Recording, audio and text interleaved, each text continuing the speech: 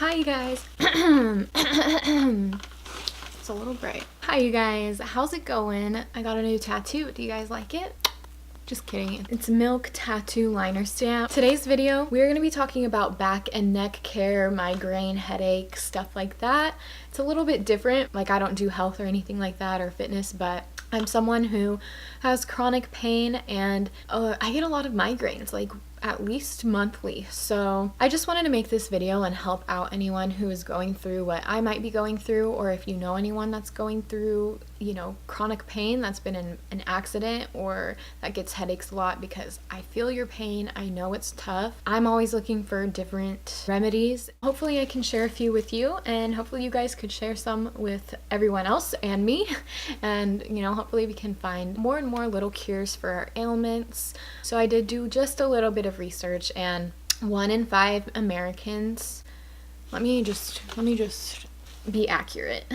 So there's more than 3 million cases in the US per year. Pain that lasts more than 12 weeks. Some pain is related to injury and stuff like that. It's called acute pain. It lets you know when you have a possible injury, but chronic pain is different. It can come from a back injury or whatever injury. I have back pain, or illnesses, but it also can just kind of be some type of inflammation issue that we're having. Obviously, there's so many different types of chronic pain, right? High impact chronic pain is pain that limits you from certain activities, at least one certain major life activity. So cleaning, doing yard work, things like that. So this is just in adults too, and this is just reported as well. Some people don't realize that they're in chronic pain, and some people don't give themselves that credit, if I guess, you know, give themselves that leeway to say that. They kind of think, oh, I wasn't in an accident, I'm fine, or oh, I didn't, you know, fully shatter my bones, so I mean, it's not that bad. But it's hard to live with pain every day. So anyways, I just wanted to say that if you deal with chronic pain like me, I feel you and I'm rooting for you, and I just hope that you find health and peace within your body. And I am definitely trying to take a holistic approach to things. I want my body to function as well as possible for as long as possible. I want to be older and not have to take a lot of medications and drugs and all these painkillers and just be in pain all the time. I don't want to hurt. I want to be active. So that starts with right now being active. So I think a huge thing in helping with your pain or keeping away your pain is physical therapy, physical activity. Some people might have to go to physical therapy if they had an injury, or if they're really dealing with something you know, that just needs a little bit of guidance. Obviously, yoga, stretching, weight training, that's going to be great for people like me who are always sore, who have back pain. I'm really trying to work on doing a little bit of weight training a couple times a week and making sure that I include my back. For a while, I wasn't including it. I think it was a mental thing. But you know, you gotta strengthen those muscles so then you stay in better alignment. And stretching is just great for the body. If you haven't stretched in a while, go ahead and stretch, and you will feel it more than you thought you would, like just touching your toes.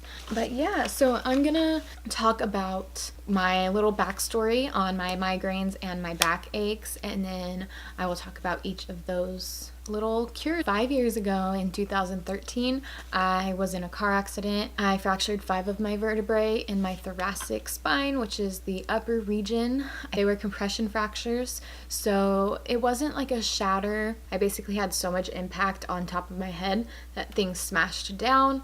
So now I have, you know, maybe I had this before, but I never was told I had scoliosis whenever I got tested or whatever, so it's kind of weird, and it's right in that impact zone where I had those fractures. But anyways, I have scoliosis up here in my upper back area, and then also in my like lower hip, lower back area. So I have scoliosis in 2 spots. I'm always over extending for one side and the other, so things are always a little tense. Things are always not in the best place. I'm always cracking my back, popping my back. I want to make a skit on that. I don't know how relatable it is. I also have a straight neck. I think this is from trying too hard once I was recovering from my accident. So that's not good. If you don't have a curve in your neck, then high impact things onto your head is gonna basically not be good. You're basically gonna like really injure your neck more than you would if you had a curve that gives you a little bit of cushion from your impact. I feel like that's really it with the back. I mean, it's been a long few years of just dealing with this. I have dabbled a little bit into CBD, but I haven't made like a purchase to try like a full bottle of a tincture or anything like that. I've tried gummies, chocolates, rubs, and I've tried a tincture sample once, and that was like the best. Tried it, and within a couple minutes I could feel my back relaxing. It was such a weird sensation, but I had never felt that since. I've bought like I said, like edible type stuff, and it just doesn't really do what it seemed to do that other time. But if you guys have any recommendations of brands, let me know. Another thing, kind of just to kind of go with both, is using essential oils, and I definitely don't think this is a cure. I definitely don't think it really like does things, if you know what I mean, but it definitely is nice. I have an oil diffuser, so then you kind of have that vapor, you can kind of smell it, ingest it, whatever, breathe it in. Peppermint can kind of help with your nasal passages. It also helps with digestion and nausea, so even if you have like a peppermint mint, that helps like your stomach if you're feeling queasy. Lavender is soothing, relaxing, so it helps with sleep and stuff. You know, rubbing it onto sore muscles, or if there's lavender oil in, you know, some of your lotions or something like that, that can be soothing for the muscles and stuff. But yeah, like I said, it's not like gonna take away anything, at least not for me. I have a few oils right here. This one is Shea Moisture Peppermint. I like to put it on the back of my neck when I just basically anytime, but if I'm feeling tense or sore, it's really nice to use. It gives like a nice cooling, almost tingle type of effect for like an hour. Something similar is this. It's an external analgesic, and it's methyl salicylate, menthol, and camphor. And my boss gave this to me when I fell and bruised myself. He just was like, here, use this, it's good.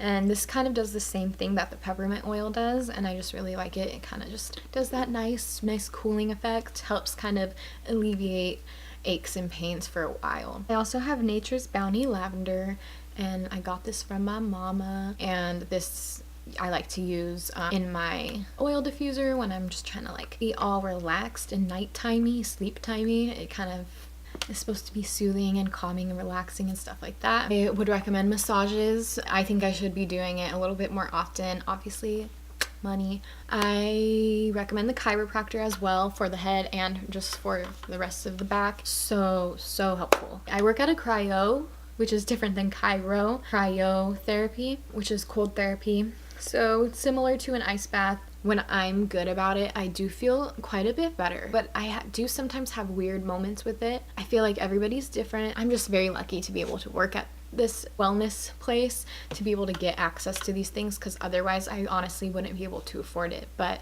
I also do use infrared saunas, and that just helps with detoxing as well as anti-aging and inflammation and chronic pain and soreness and stuff like that. So I like to do that once or twice a week. Yeah, so those are kind of like the treatments that I like to, you know, that I've dabbled into, but there's a couple other little products that I like to use, so we will jump into those. And the first one is going to be heating pads. It just feels so nice to like drink my coffee and sit on the heating pad and have it on my low back and just kind of relieve any of the soreness I feel.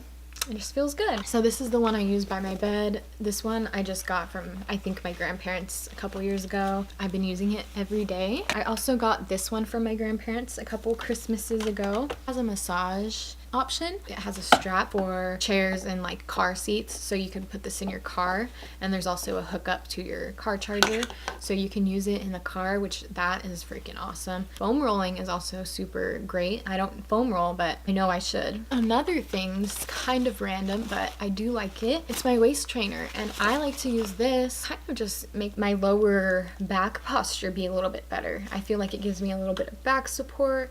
I don't lean over as much. And then last but certainly not least, we have the Theracane. I've used other ones, basically the same thing with a different brand or whatever. They work just as well, and there's different knobs and stuff on this one, so you can like get different areas, kind of get like the neck area. I think that's that for the back stuff. And then so for my headaches, those started persisting. I would say in 2015, 2016, I started getting these headaches that would kind of last a long time, and I would take medicine and they wouldn't really go away. It started to become more and more of a problem. Sometimes my migraines would last more than a day, and still do, which is one of the worst things ever. Why is my body doing this to me? It stinks. But anyways, headaches started to get worse and worse. Didn't know why. I went to the doctor finally. He put me on birth control for the headaches, thinking that it had to do with hormones. And I'm like, okay, we're a month in. I'm having the worst migraine of my life. It's Christmas Eve, and I'm working. I get sent home from work because I'm throwing up in the bathroom. And so immediately that night, stopped taking the birth control. It obviously was not freaking helping. Went about my life. Didn't go back to my doctor. I don't know why, but I didn't. And I will say I still haven't gone to like a headache doctor or any doctor out here in Southern California for this. I recommend you do that, but I'm just trying to figure it out. I'm open to trying out different medications, you know, like I know there's Imitrex and different things like that. It's kind of like something I wish I didn't have to do. If you do deal with mental health or physical health issues, you might understand that you kind of put it off. You kind of try not to think about those things, and so you might not go to the doctor as much as you should, or make sure you get the right care. It's not a good thing, but like I said, if you've gone through, you know, that mental struggle, you definitely know what I mean. Okay, so went about my life. This could be probably connected to my head injury, but really don't know. Still don't know. I don't know. But April 2017, I have another one of those worst migraines ever. I cannot not throw up. So this happens to be my final day. I had like 2 or 3 finals that day. Couldn't make it to them. Luckily, I had A's or B's in those classes, so I was able to get by without the final, or without being like getting full credit for the final. I have figured out over time that alcohol is a huge trigger for me, as well as my hormones. So hormones do have to do with it, but that birth control wasn't helping. I think I lack in something. I think the birth control also sets it down a little bit. So I think what I need is a burst of whatever is missing. So I think I need the opposite. I have been kind of battling one the past few days. I've been taking my Excedrin migraine to kind of keep it away and trying to drink as much water as possible. Sometimes it doesn't fix, but I have a few things that fix, so let's talk about my little cures. I find that sometimes deep breathing can help, but not always. But other people I know do meditations and deep breathings, and sometimes they can push out their headaches that way. I definitely think that going to my chiropractor helps me so much. I only go every other week. I wish I went weekly. Definitely helps with the tension in my head. This neck is just, she gets real stressed real fast, and then all of that kind of goes up into the head. So I really, really recommend that.